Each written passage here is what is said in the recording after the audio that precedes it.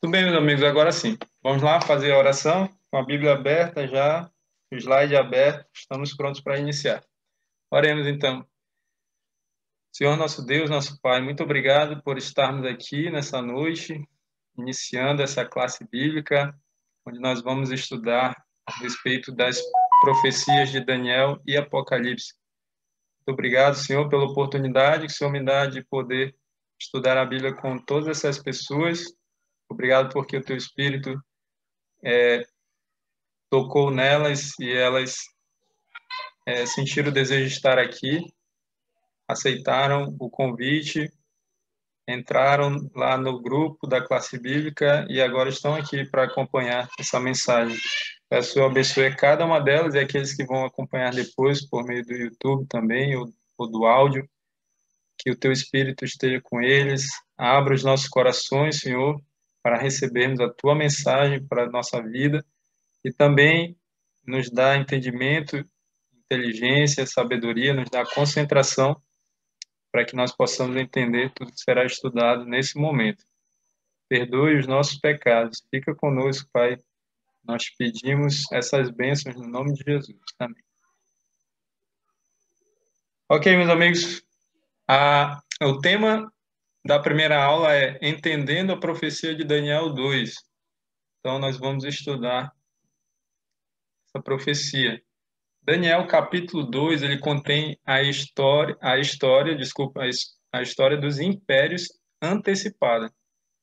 Então, Daniel 2 é um desafio, meus amigos, para os céticos, os incrédulos,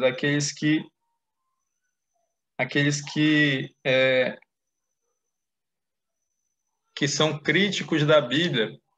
Então, como Daniel 2, ele antecipa de uma forma precisa, né, o que aconteceria na história do mundo. Eles dizem que isso foi escrito depois, ele não foi escrito por Daniel na época de Daniel, ele foi escrito depois. Alguém se passou por Daniel e escreveu aquilo depois que já tinha acontecido. Mas não, meus amigos, nós podemos confiar de que Deus, claro, não permitiu que isso acontecesse, que o livro de Daniel foi escrito pelo profeta chamado Daniel e que esse capítulo é uma das grandes provas que a Bíblia é a palavra de Deus, que a Bíblia é um livro verdadeiro, que ela contém o Evangelho e ela contém também as profecias que mostram o que acontecerá no futuro, ou o que já aconteceu, né? E por que é importante você estudar e entender as profecias, meus amigos? Você deve estar acompanhando tudo que está acontecendo no mundo, e as pessoas estão numa grande expectativa por saber o que vai acontecer a este mundo, o que será depois do Covid-19, o que nos espera no futuro, né, à nossa frente. E as profecias nos mostram isso. Deus disse que não faria nada sem antes revelar o seu segredo aos seus servos, os profetas. Isso está lá em Amós 3:7. Então, através dos profetas, Deus nos revela a sua vontade. O profeta, é importante você entender, ele não é só alguém que prediz o futuro, mas ele é principalmente um porta-voz de Deus. Então, o profeta, ele recebia a mensagem de Deus através de sonhos ou visões e ele transmitia essa mensagem para quem Deus tinha direcionado. Então, por exemplo, você lê o livro de Jonas, você vai ver que Jonas recebeu a mensagem de Deus e essa mensagem era direcionada para os ninivitas, tá? E assim, cada profeta recebe a mensagem, Deus diz, a mensagem é para tal pessoa ou para tal nação, tá certo? As mensagens registradas na Bíblia pelos profetas, elas são para toda a humanidade em todos os tempos, tá? Em todas as épocas. Então, aquelas mensagens ali são para nós e para aqueles que viveram antes de nós. Então, você entendeu que é um profeta, ele não é só alguém que prediz o futuro, mas ele é principalmente porta-voz de Deus, mas também algumas dessas mensagens recebidas pelos profetas, elas antecipam o futuro. elas são predições daquilo que aconteceria no futuro, tá certo? E, em especial, as profecias de Daniel e Apocalipse são profecias escatológicas. O que significa escatologia? É tudo aquilo que se refere ao fim do mundo. Então, são profecias que se referem ao fim do mundo, Daniel e Apocalipse. E para você entender Apocalipse, o livro do Apocalipse, antes você precisa entender o livro de Daniel. Então, por isso que o nosso estudo vai começar pelo livro de Daniel. E Daniel capítulo 2 é um capítulo importante, é um capítulo essencial, na verdade, para o nosso entendimento, porque a profecia que está nesse capítulo é a base de todas as outras profecias escatológicas que nós veremos depois, tá? Em Daniel, nós vamos ver as profecias de Daniel 2, Daniel 7, Daniel 8 e 9 e Daniel 11 e 12, tá certo? São 4 profecias que nós encontramos no livro de Daniel. E Daniel 2 é a base de todas essas profecias, inclusive as profecias do Apocalipse, que nós vamos estudar depois. Então, é muito importante você entender esse capítulo. E Deus é tão bom que ele deixou tudo explicado em Daniel 2. A própria leitura de Daniel 2 já nos leva a entender o sonho, né, que foi recebido ali, que Nabucodonosor teve, tá certo? Então, Deus deixou ali de forma bem simples a profecia, o sonho ali revelado, né, pelo profeta Daniel, para que todos pudessem entender e assim pudessem entender as próximas profecias. E saiba de uma coisa, a profecia na Bíblia, as profecias escatológicas, elas são progressivas. Então, a profecia anterior, ela ela é ampliada pela próxima profecia. Então, quando a gente estudar a profecia de Daniel 7, vocês vão ver que a profecia de Daniel 2 ela é ampliada. Ela segue o mesmo curso, né? Ali ela segue o mesmo período de tempo e é uma profecia bem parecida, vocês vão ver, só que com mais detalhes, tá?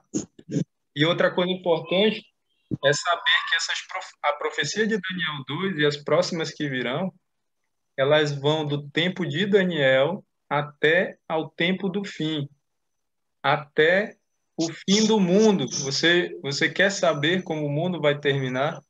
Então você precisa estudar a Bíblia. Então todas essas profecias, elas se cumprem na história da humanidade, tá? Só um minutinho. Alguém está com o microfone aberto? Se quiser, pode falar.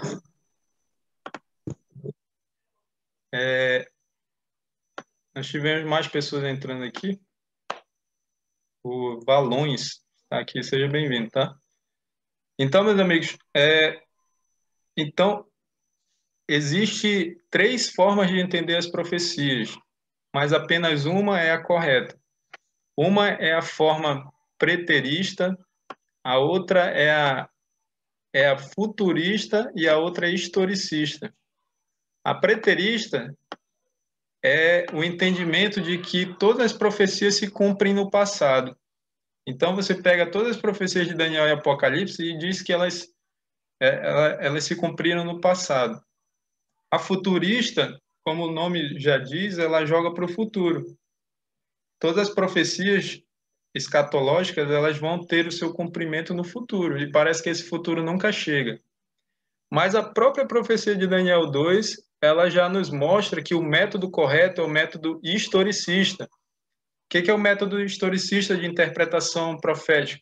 É quando você vê o cumprimento da profecia ao longo da história da humanidade.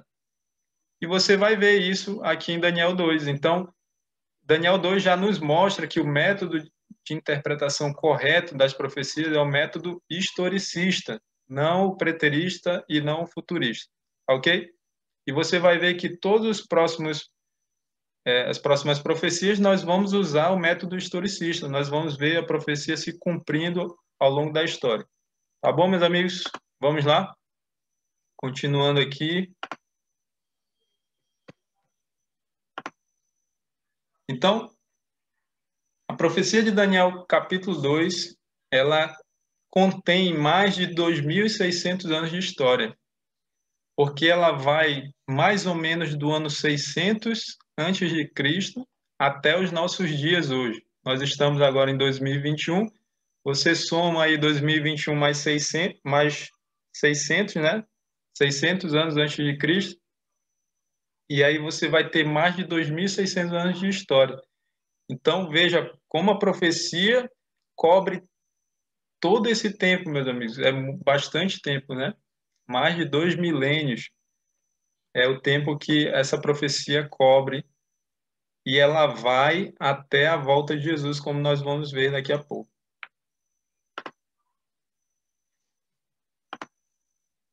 A hora que vocês quiserem falar, tá? Pode falar. Muito bem. Aqui já apareceu para mim os 10 minutos finais, tá? Então, fiquem atentos aí. Se cair, antes de eu falar para a gente sair, aí vocês voltam, tá bom? Então, olha, um dos personagens principais do livro de Daniel é Nabucodonosor. Se você não leu o capítulo 1, leia, é muito importante a leitura. Ontem alguém falou lá no grupo e disse que leu todo o capítulo, todo o livro de Daniel e foi muito importante para ela. Ela viu como a sua fé era pequena.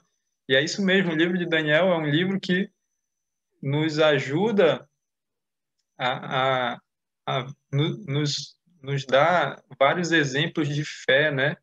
A fé de Daniel, seus três amigos. Então, isso ajuda a aumentar a nossa fé, além de vários outros ensinamentos, né? Então, no capítulo 1, você vê, abre aí sua Bíblia em Daniel 1, para a gente ver o contexto, o verso 1, só para você entender o contexto.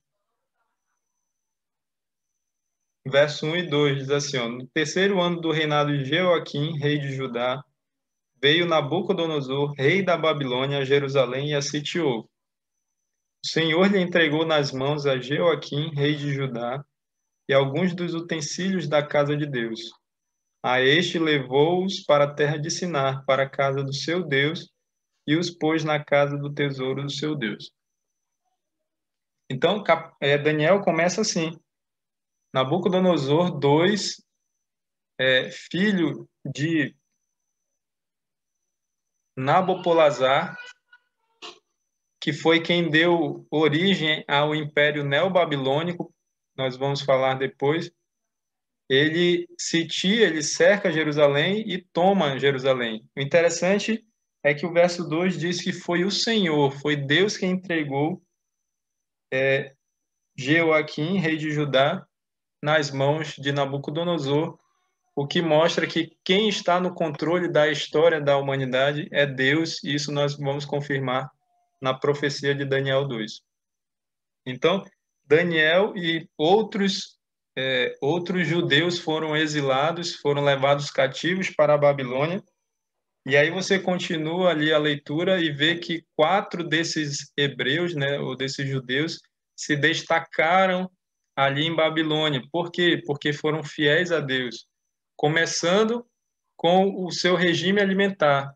Eles escolheram não se contaminar, eles decidiram não se contaminar com os alimentos imundos oferecidos pelo rei Nabucodonosor, nem também se contaminar com o vinho que era oferecido a eles.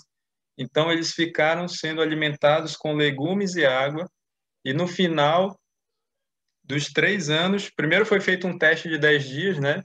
Onde eles foram encontrados mais robustos, mais bonitos que os outros jovens, e depois dos 3 anos em que eles receberam aulas ali, né? Para serem preparados, para serem sábios da Babilônia. Então, eles foram achados 10 vezes mais inteligentes, mais sábios do que todos os outros jovens. Então, ao fim do capítulo 1 de Daniel, encontramos um rei admirado com a sabedoria dos jovens hebreus. Mas quem era esse rei? Qual o significado do nome? Já falei um pouco sobre o rei, né? rei Nabucodonosor, foi ele que ampliou o Império Neobabilônico, né? Ele foi um grande comandante, né? E ele conseguiu conquistar várias outras nações, e essas nações, então, passaram a fazer parte do seu grande império, né? Foi um império muito rico, talvez o império mais rico de todos. A cidade de Babilônia era muito bonita, era toda folheada a ouro praticamente. Várias coisas dela eram de ouro maciço ou folheado a ouro. E qual o significado do nome da Nabucodonosor? O seu nome é Nabu-Kudurri-Uzur, que significava em caldeu prece dirigida ao deus Nabu por proteção. Então, ou Nabu proteja o seu filho. Nabucodonosor recebeu o número 2 porque antes dele já havia existido o Nabucodonosor 1, né? Então, ele recebeu então esse nome, a numeração 2, e esse era o significado do seu nome.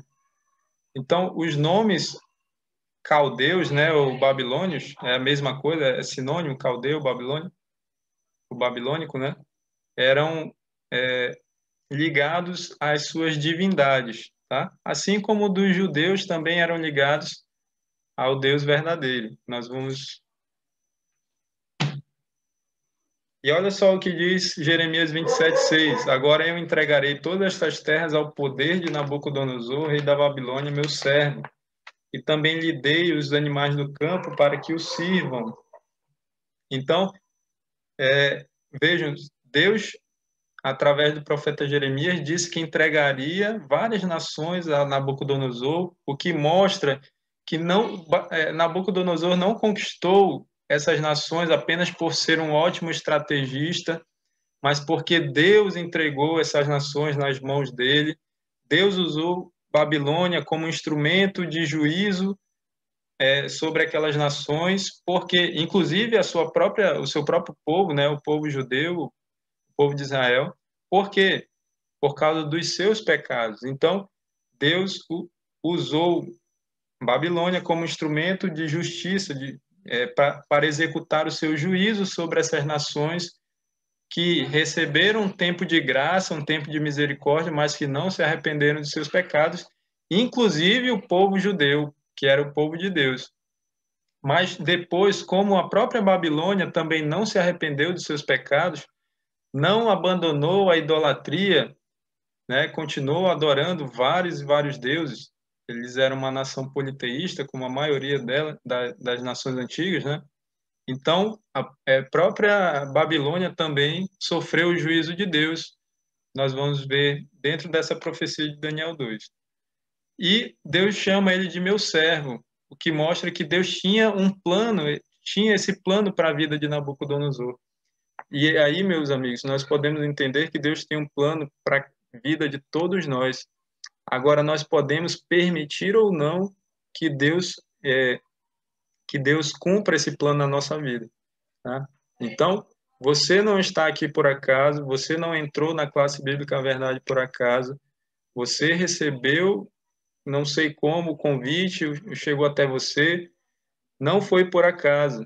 Deus convidou você para estar aqui e esse era o plano de Deus, mas você poderia ter rejeitado, você está entendendo? Você poderia não ter entrado, não ter se interessado e dizer, não quero, não vou dedicar, não, tem outras coisas mais importantes para fazer, você poderia nem estar aqui, mas você esteve porque você decidiu e assim você está permitindo que Deus cumpra o seu plano, né? O plano dele, o plano de Deus para a sua vida. E eu digo que você deve continuar fazendo isso. Continue participando aqui dessa classe bíblica que vá até o final. Muitos desistem, né, pelo meio do caminho, mas Jesus disse que quem perseverar até o fim é que será salvo. Então, não deixe, não desista, né? Persevere até o fim dessa classe bíblica, tá bom? Eu tenho certeza que você não vai se arrepender. Vai ser muito importante para a sua vida espiritual, para o seu relacionamento com Deus. E aí, meus amigos, o rei teve um sonho. E esse sonho está lá em Daniel 2. E ali nós encontramos a história do mundo em um único capítulo. Essa é a primeira visão do livro de Daniel. E é o que nós vamos estudar agora. Então, abra sua Bíblia em Daniel 2, versos 1 e 2. Vamos ler para a gente entender o contexto. No segundo ano do reinado de Nabucodonosor, teve este um sonho, o seu espírito se perturbou e passou-se-lhe o sono. Então o rei mandou chamar os magos, os encantadores, os feiticeiros e os caldeus para que declarassem ao rei quais lhe foram os sonhos. Eles vieram e se apresentaram diante do rei. Tudo bem, meus amigos. Então, o rei Nabucodonosor teve um sonho e ele ficou perturbado. Desculpa. Seu sono passou. Ele então mandou chamar os sábios da Babilônia. E aí, dentro desses sábios da Babilônia, haviam 4 categorias, né? Os magos, os encantadores, os feiticeiros e os caldeus. E por que Nabucodonosor ficou perturbado? Porque para os babilônios, eles acreditavam que o sonho era dado pelas suas divindades, né? Todo sonho era dado pelas suas divindades. Então, eles queriam passar, os deuses deles, né, queriam passar para eles algum recado, né? E aí, quando você esquecia o sonho, você não lembrava do sonho, né? Isso era uma afronta ao Deus deles, e significava que os deuses estavam chateados com ele, né? Estavam irados com eles, tá? Então, por isso que Nabucodonosor ficou perturbado, ele queria lembrar, mas não conseguia lembrar do sonho. E aí, nós vimos Daniel 2.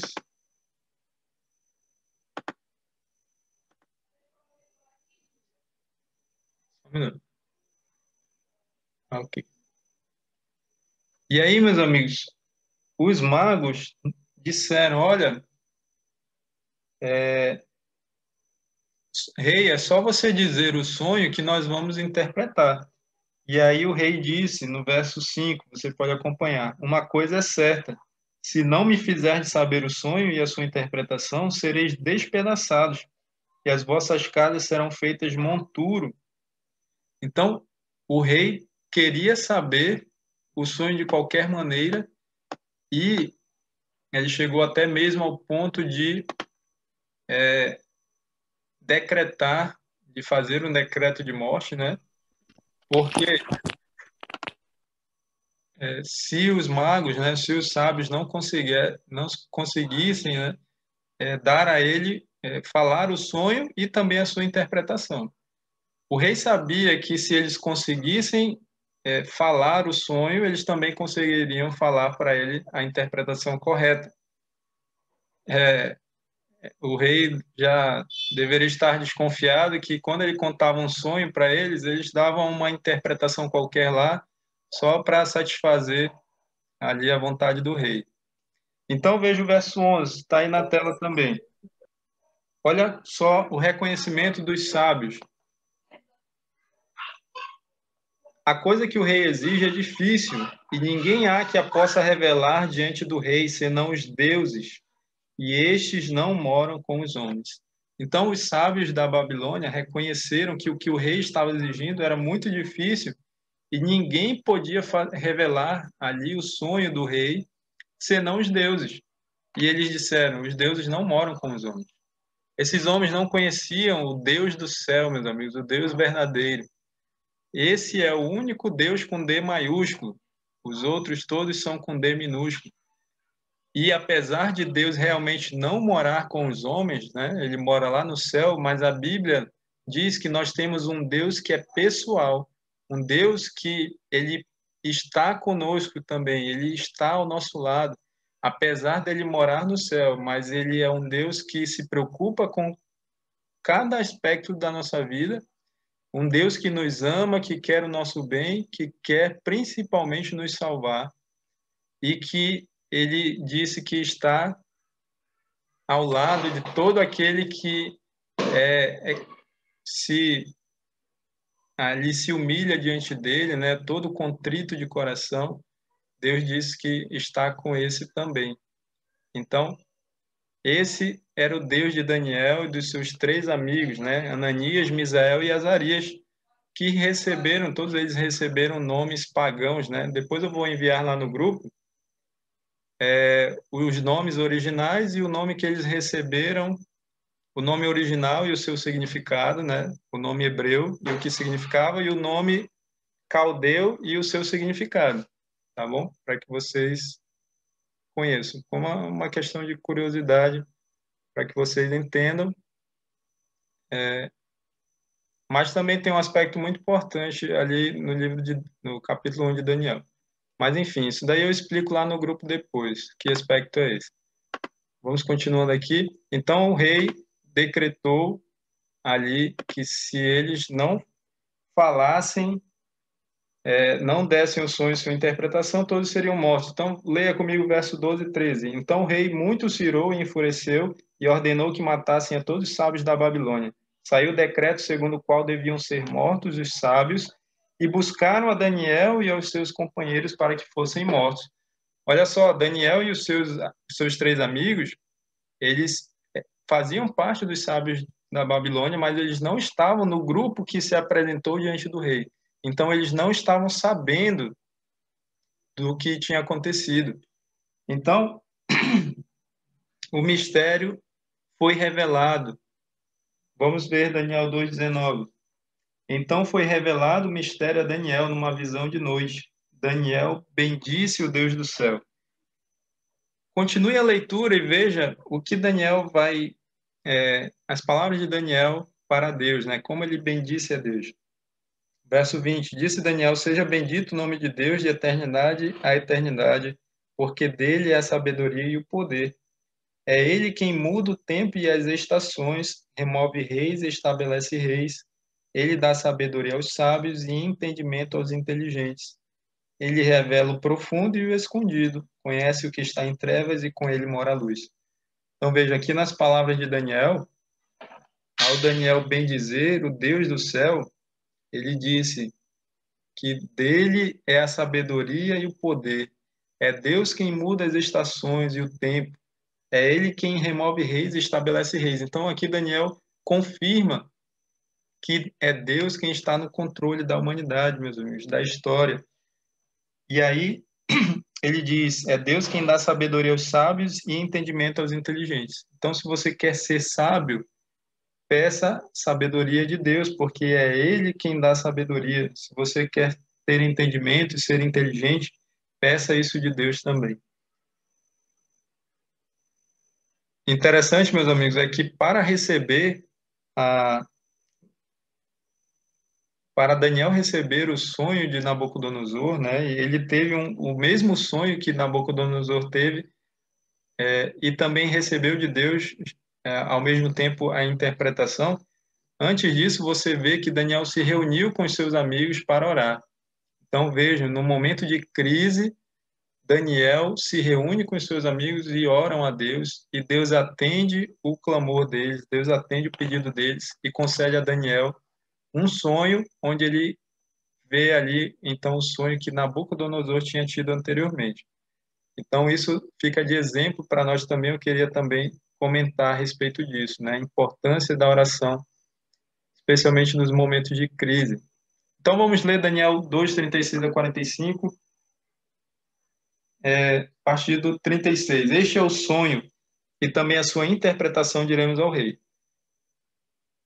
Desculpa, aqui já tem a interpretação. Eu quero ver com vocês o sonho, a partir do verso 32. 31, aliás. Tu, ó rei, estavas vendo, e eis aqui uma grande estátua. Esta, que era imensa e de extraordinário esplendor, estava em pé diante de ti, e a sua aparência era terrível. A cabeça de ouro, a cabeça era de fino ouro, o peito e os braços de prata, o ventre e os quadris de bronze, as pernas de ferro, os pés em parte de ferro e em parte de barro. Quando estavas olhando, uma pedra foi cortada sem auxílio de mãos, feriu a estátua nos pés de ferro e de barro, e os esmiuçou. Então foi juntamente esmiuçado o ferro, o barro, o bronze, a prata e o ouro, os quais se fizeram como a palha das eiras no estio, e o vento os levou, e deles não se viram mais vestígios. Mas a pedra que feriu a estátua se tornou em grande montanha que encheu toda a terra. Então esse é o sonho. Agora vamos para a interpretação, a partir do verso 37. Tu, ó rei, rei de reis, a quem o Deus do céu conferiu o reino, o poder, a força e a glória. Daniel estava falando com Nabucodonosor, né? Então ele estava se referindo a ele. Tu, ó rei, Nabucodonosor. Verso 38. A cujas mãos foram entregues os filhos dos homens, onde quer que eles habitem, e os animais do campo e as aves do céu, para que dominasses sobre todos eles. Tu és a cabeça de ouro. Então aqui começa a interpretação. Daniel diz que Nabucodonosor, o rei Nabucodonosor e o seu reino eram a cabeça de ouro. Então, Babilônia, você vê aqui a estátua aqui na imagem. Babilônia, então, era representada pela cabeça de ouro. Era o primeiro rei, tá bom? Vamos continuar. Depois de ti se levantará outro reino inferior ao teu. Então, depois da Babilônia, se levantaria um segundo reino que seria inferior ao reino da Babilônia. Continua, verso 39. E um terceiro reino de bronze, o qual terá domínio sobre toda a terra. Depois do segundo reino, se levantaria um terceiro reino que teria domínio sobre toda a terra, representado pelo bronze, tá? Na estátua. O quarto reino será forte como o ferro, no verso 40. Pois o ferro a tudo quebra e esmiuça. Como o ferro quebra todas as coisas, assim ele fará em pedaços e esmiuçará. Então, as pernas de ferro simbolizavam um quarto reino, um reino forte como o ferro. Verso 41 agora. Quanto ao que viste dos pés e dos artelhos, a palavra artelho significa dedos, tá? Pode significar dedos ou tornozelo, mas nesse caso eu creio que significa dedos, tá? Quanto ao que viste dos pés e dos artelhos, ou seja, dos dedos, em parte de barro, de oleiro e em parte de ferro, será esse um reino dividido. Contudo, haverá nele alguma coisa da firmeza do ferro, pois que viste o ferro misturado com barro de lodo. Então, os pés significavam um reino, não um reino único, né? Como os anteriores, mas sim um reino dividido, tá? Verso 42. Como os artelhos dos pés eram em parte de ferro e em parte de barro, assim, por uma parte o reino será forte, por outra será frágil. Quanto ao que viste do ferro misturado com barro de lodo, misturar-se-ão mediante casamento, mas não se ligarão um ao outro, assim como o ferro não se mistura com o barro. Então, vamos parar por aqui. Então, veja, você tem aí, para quem está vendo, né, visualizando, você tem aí a imagem da estátua, e Daniel diz: Tu és a cabeça de ouro, se referindo ao rei Nabucodonosor e ao seu reino, a Babilônia. Então, Babilônia era a cabeça de ouro. Depois da Babilônia se levantaria outro reino, um segundo, representado pelo peito e braços de prata. Depois um terceiro reino, representado pelos quadris de bronze. E o quarto reino, representado pelas pernas de ferro. Então, meus amigos, no ano 605 a.C., morre o pai de Nabucodonosor, ele assume o poder e nesse mesmo ano ele invade Jerusalém e ele leva cativos alguns judeus, né? Entre eles Daniel e seus amigos. Nabucodonosor ele invadiu 3 vezes a cidade de Jerusalém. Você tem essas informações lá no livro que foi enviado aí durante a semana lá no grupo, tá? Então,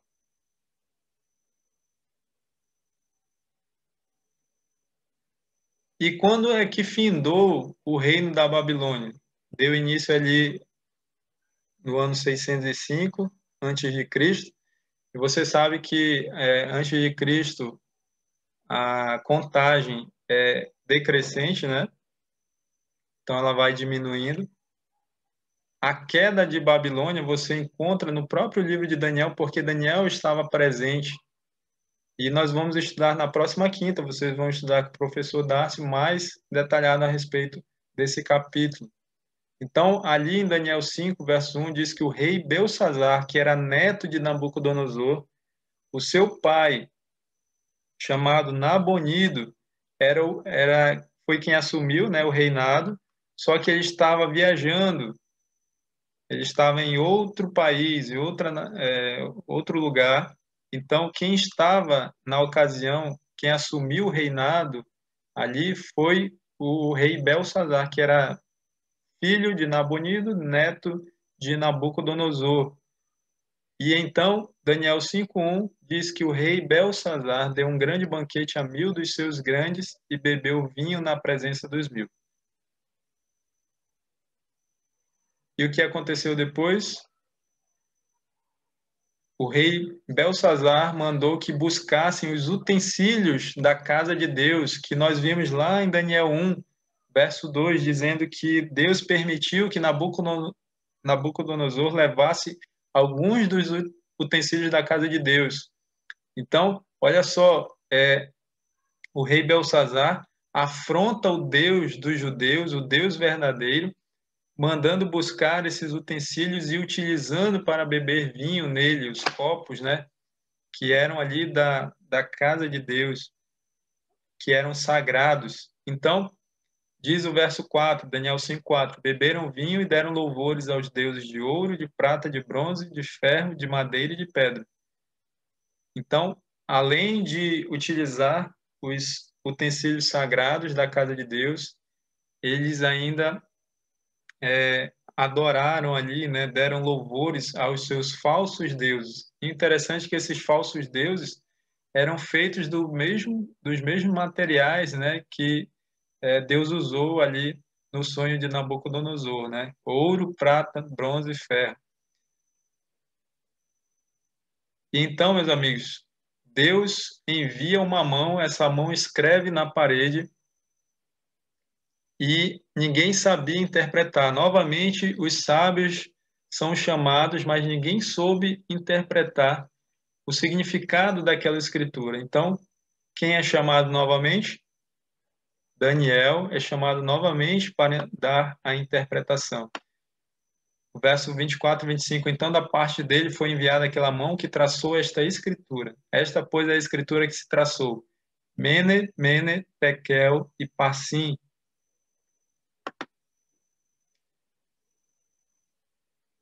Esta é a interpretação daquilo. Mene significa contou Deus o teu reino e deu cabo dele, deu fim dele, né? Tekel, pesado foste na balança e achado em falta. E Pérez, ou Parsim, né? Dividido foi o teu reino e dado aos medos e aos persas. Então, naquela noite, meus amigos, se encheu a taça da iniquidade dos babilônicos, né? Ali, o que o rei Belsazar fez foi a gota d'água. E o nosso Deus, que é um Deus de amor, ele também é um Deus de justiça. E aqueles que rejeitam o amor de Deus, um dia terão que enfrentar a sua justiça. Então, naquela noite, Deus permitiu que se encerrasse ali o Império Neobabilônico, que durou de 605 a.C. ao ano 539 a.C. Então, essa festa que o rei Belsazar deu, que está registrada ali em Daniel 5, aconteceu em 539 a.C. E essa foi a última noite em que Babilônia dominou ali o mundo conhecido ali, pegando o Oriente Médio, Europa, Ásia e África, né? E então isso aconteceu no dia 13 de outubro de 539 a.C. E esse que vocês veem aí era o Ciro, né? Ciro persa. Foi Ciro quem comandou o exército dos Medo-Persas. Por que Medo-Persa? Porque Ciro ele conquistou a Média e então ele unificou esses dois reinos, né, essas duas nações, então ficou o reino da Média Pérsia. Então, Ciro se tornou o rei da Medo-Pérsia e ele comandou então o exército Medo-Persa que invadiu a Babilônia, a cidade da Babilônia. Agora, o interessante, meus amigos, é que até então era impossível entrar em Babilônia, porque ela era cercada por uma grande muralha. E, além disso, havia ali também o rio Eufrates, que passava por dentro de Jerusalém. Então, naquele tempo, era comum que os exércitos mais poderosos cercassem uma cidade e ali ficassem por vários dias, às vezes por anos, né? E as pessoas, então, dentro da cidade, como não podiam sair, começavam a passar fome, começavam a morrer de fome. Só que os babilônicos não tinham essa dificuldade, os caldeus não tinham, porque o rio Eufrates passava por dentro da Babilônia, da cidade da Babilônia. Então, eles tinham água, tinham alimento, então eles não se preocupavam se um exército cercasse a cidade. Mas olha só, Deus já tinha profetizado que o rio Eufrates seria secado, e essa foi a estratégia usada por Ciro. Os soldados medo-persas cavaram um buraco e desviaram o curso do rio Eufrates. Assim, o nível do rio baixou e eles entraram por baixo da muralha, a parte em que o rio passava, né?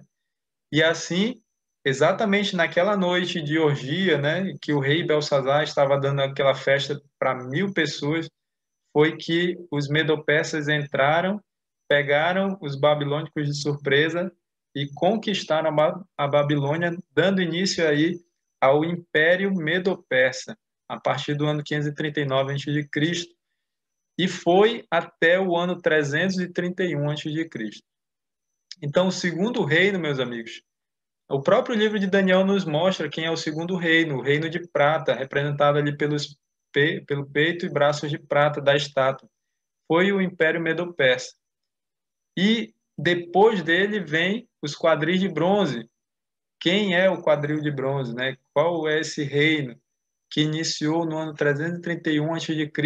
ao conquistar a Medo-Pérsia? Assim como os medo-persas venceram os babilônicos, né? Também o terceiro reino venceu a Medo-Pérsia e assim ampliou assim ali o seu reino, né? Todas as nações que serviu a Medo-Pérsia passaram a servir agora o terceiro reino. E aí esse foi o reino dos gregos, né? O primeiro rei deles foi Alexandre o Grande ou Alexandre Magno, que foi também um fenômeno, né, da guerra, porque ele conseguiu muito jovem conquistar várias nações, inclusive o império mais poderoso, que era o Medo-Persa. E assim, no ano 331 a.C., ele conquistou a Medo-Pérsia e deu início ali ao Império Greco-Macedônio, ou Império Grego, que durou até o ano 168 a.C. Olha só interessante, meus amigos. Nada na profecia por acaso.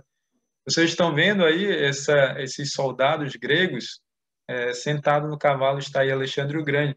Vocês sabem de que metal era feito os capacetes e os escudos dos soldados gregos? Alguém consegue dar um chute aí? De bronze. Exatamente, Simone. De bronze, é o mesmo metal que representa o Império Grego ali na estátua. Então, olha só como é interessante. Nada é por acaso. Assim como o ouro era um símbolo bem apropriado para a Babilônia por causa da sua riqueza, né? Assim também o bronze representava muito bem o Império Grego. E por que o Império Grego terminou? Porque havia uma quarta nação, né? Um quarto reino que era representado na estátua pelas pernas de ferro. E esse foi o Império Romano. E o Império Romano também, interessante que a armadura deles era feita de ferro, né? Mas o ferro ali, ele representava principalmente o poder do Império Romano, do exército romano. eles conquistaram tudo. Eles conquistaram, além do Império Grego, até onde eles chegaram, eles conquistaram. Então, ampliando muito o Império Romano, né? Então, esse império foi tão poderoso, meus amigos, que foi o que durou mais tempo dentre os 4 impérios que nós estamos vendo. Olha só, ele foi do ano 168 a.C., quando eles conquistam o Império Grego, né? Até o ano 476 depois de Cristo. Então, olha só o período, né? Mais de 500 anos de duração do Império Romano, mostrando toda a sua força.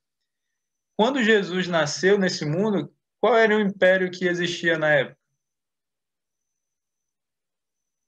Quem é que dominava na época? Roma. Roma, muito bem, Ricardo. Exatamente, o Império Romano. Tanto é que nós vemos nos evangelhos de que os judeus eles não podiam dar um decreto de morte, né? Eles não podiam fazer isso. Somente um governante romano é que poderia fazer isso. Por isso que eles levaram Jesus até Pilatos. Depois eles levaram Jesus até Herodes e depois Herodes mandou Jesus de volta para Pilatos, que foi quem deu, então, ali a ordem para que crucificassem Jesus, porque somente um governador romano poderia fazer isso. E aí, meus amigos, para quem Roma perdeu? Aí nós chegamos nos pés da estátua e esses pés, eles são interessante, né? Porque eles são feitos por 2 elementos, né? O ferro e o barro, mostrando que esse reino seria forte em parte, né, devido ao ferro, mais frágil em outra parte devido ao barro. E esses pés, eles não representam um único reino como os anteriores, mas você vê no verso 41, dizendo que este será um reino dividido. O reino de Roma, então, ele foi dividido em quantas partes? Aí você vê que interessante, como Deus é incrível, né? É preciso nas suas profecias, e mostrando que os artelhos que são citados ali, que eu falei para vocês que são os dedos, são quantos dedos ao total nos 2 pés? Uma pergunta para a criança, né? São 10 dedos, né? 5 em cada, 5 em cada pé. E aí, meus amigos, exatamente, foram 10 nações que conquistaram o Império Romano, ou que destruíram, na verdade, o Império Romano, né? Olha só, esse livro de Edward Gibbon, um grande historiador, chama A História do Declínio e Queda do Império Romano, em português, né? Nos capítulos 26 a 36, ele descreve as nações bárbaras que conquistaram e dividiram o Império Romano do ano 352 depois de Cristo até o ano 476 depois de Cristo. Meus amigos, está anunciando aqui 10 minutos e eu vou tentar aqui encerrar dentro desses 10 minutos. Então caiu o último imperador romano, Rômulo Augusto, e assim a profecia se cumpriu com exatidão. E ele diz o nome dessas 10 nações bárbaras, né? Vamos ver aqui. Olha só. Primeiro aqui não está aparecendo para mim, mas são os álamos, os francos, os álamos, que todas essas nações bárbaras, elas deram origem, né, às nações da Europa, às nações atuais. Então, os álamos ou germanos, né, outros chamam germanos, você pode procurar esses nomes aqui e alguns podem diferenciar um pouco, tá? Então, os álamos ou germanos, eles deram origem aos alemães, à Alemanha. Os francos deram origem à França, os burgundos deram origem à Suíça, os suevos deram origem a Portugal, os visigodos deram origem à Espanha, os saxões deram origem à atual Inglaterra, os lombardos deram origem à Itália, e das 10 nações bárbaras, 3 foram destruídas. E isso nós vamos ver mais para frente, numa numa próxima profecia, quem destruiu essas 3 nações bárbaras, mas foram os Érulos, os Vândalos e os Ostrogodos. E aqui tem o ano em que cada um deles destruiu uma parte do Império Romano, até o último, né, que foi no ano que nós vimos aqui, no ano 476 depois de Cristo. Então, cada um então fez ali deixou ali a sua marca no Império Romano, até que o imperador romano foi tirado do poder e então não mais um reino único assumiu o poder, mas sim várias nações, né? Que nós acabamos de ver aqui. Então, meus amigos, essas nações bárbaras deram origem à Europa que nós conhecemos hoje em dia, as nações europeias, né, melhor dizendo. E o que aconteceria nos dias dos pés da estátua? Vamos lá para o verso 44 e 45. Mas nos dias destes reis, que reis? Os reis das nações da Europa. Nos dias dos alemães, dos italianos, dos portugueses, dos espanhóis, dos ingleses. Nos dias destes reis, o Deus do céu suscitará um reino que não será jamais destruído. Este reino não passará a outro povo. Esmiuçará e consumirá todos estes reinos, mas ele mesmo subsistirá para sempre. Como viste que do monte foi cortada uma pedra sem auxílio de mãos, e ela esmiuçou o ferro, o bronze, o barro, a prata e o ouro. O grande Deus fez saber ao rei o que há de ser futuramente. Certo é o sonho e fiel a sua interpretação.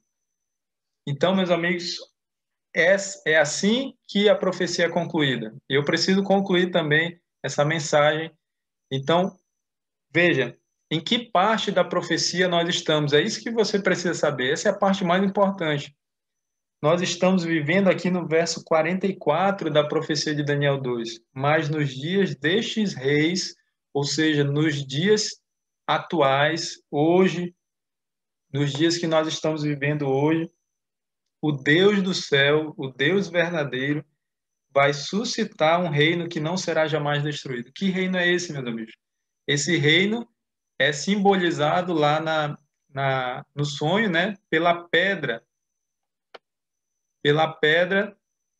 que foi lançada sem o auxílio de mãos, mostrando que essa é uma intervenção divina, não é uma intervenção humana na história da Terra, será uma intervenção divina. Então essa pedra bateu nos pés da estátua e destruiu toda ela, mostrando que esse reino que será estabelecido vai destruir todos os reinos humanos.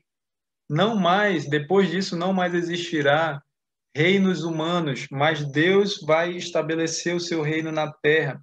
Esse reino não será jamais destruído, diz o verso 44. Não passará outro povo, não virá um outro reino depois desse. Ele vai subsistir para sempre, ou seja, ele vai existir para sempre, né? Então, meus amigos, o grande Deus fez saber ao rei Nabucodonosor e a nós hoje o que há de ser futuramente. E aí Daniel conclui dizendo: certo é o sonho e fiel a sua interpretação. Meus amigos, assim como tudo se cumpriu deste sonho, dessa profecia, nós podemos ter a certeza de que tudo o que ainda está faltando vai se cumprir. E o que ainda está faltando? Somente a pedra atingir os pés da estátua. Somente Deus, por meio de Jesus Cristo, estabelecer o seu reino na terra. E esse reino será um reino eterno. Então, meus amigos, essa pedra, ela simboliza a volta de Jesus. É com a volta de Jesus que o reino de Jesus vai ser estabelecido. A volta de Jesus marca o início, né, do reino de Cristo que vai ser estabelecido aqui nessa terra. Então, o que falta para a profecia de Daniel 2 se cumprir? Somente a volta de Jesus. E aí, eu pergunto para você, está você preparado para este dia? Está você preparado para o encontro com o Senhor Jesus Cristo? Como eu falei anteriormente, você está aqui, não é por acaso, mas Deus trouxe você até aqui, para que você entenda as profecias, primeiramente do livro de Daniel, depois de Apocalipse, para que então você saiba o tempo que você está vivendo. E aqui você teve um pequeno vislumbre do tempo que você está vivendo. Por meio da profecia de Daniel 2, você já pode perceber, e você vai perceber mais claramente através das próximas profecias, que nós estamos vivendo não somente no tempo do fim, mas no fim do tempo do fim. Está muito perto o dia, meus amigos, em que Jesus vai voltar a essa terra, e você precisa estar preparado para este dia. Eu preciso estar preparado. E nós nos preparamos todos os dias, desde a hora que nós acordamos até a hora que nós vamos dormir, por meio das escolhas que nós fazemos. Eu e você temos escolhido colocar a Deus em primeiro lugar. Tem você dedicado tempo para estudar a palavra de Deus? Tem você dedicado tempo para buscar a Deus em oração? Tem você dedicado tempo para falar de Jesus às outras pessoas? Você precisa se preparar para o encontro com Jesus. Jesus disse que nem todos estarão em pé na sua presença quando ele voltar, mas somente aqueles que vigiaram e oraram. Então, meu amigo, minha amiga, faça isso. Vigie e ore, porque o tempo que nós estamos vivendo é um tempo emprestado. Nós não temos muito tempo aqui neste mundo e acho que você tem percebido isso por meio das coisas que estão acontecendo.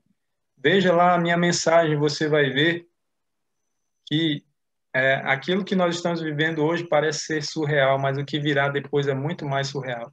Eu preciso orar com você, está acabando. Vamos fechar os olhos e vamos falar com Deus. Senhor, nosso Deus e Pai, muito obrigado por este estudo que tivemos aqui. Muito obrigado por saber que o Senhor está no controle da história da humanidade, que nada acontece por acaso. Nós queremos pedir que o Senhor assuma o controle das nossas vidas também. Para isso, nós abrimos o nosso coração, pedimos que o Senhor Jesus habite nele e transforme a nossa vida, transforme o nosso caráter e faça todas as mudanças que precisam ser feitas em nossa vida. Nos ajuda a estarmos preparados para o encontro com o Senhor Jesus. Quando ele voltar, que nós possamos dizer: este é o nosso Deus a quem esperávamos, e ele nos salvará. Abençoe a cada amigo que acompanhou essa mensagem, abençoe suas famílias e possamos continuar crescendo na tua graça e no conhecimento da tua palavra. É o que nós pedimos em nome de Jesus. Amém.